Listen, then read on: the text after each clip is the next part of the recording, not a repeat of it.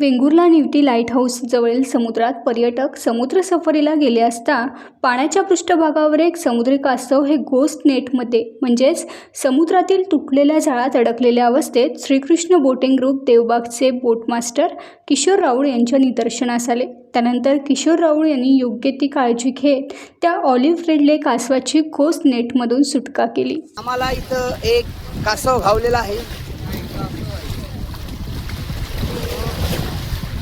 आणि आता आम्ही या कासवाची सुटका करून देणार आहोत आणि हा व्हिडिओ आम्ही देवबागमध्ये काढत आहोत। टीम भारत ते सांगली हा आमचे अजीमबाई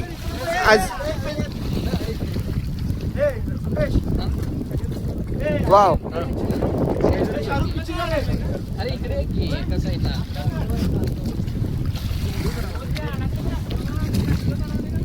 आमचे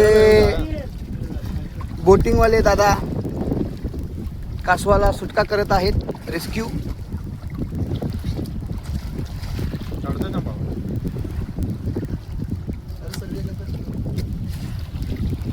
आणि अशा तऱ्हेने याची सुटका झालेली आहे। थोडक्यात राहिले। हे गेला बिचारा आमचं खाली खोल पाण्यात चालला।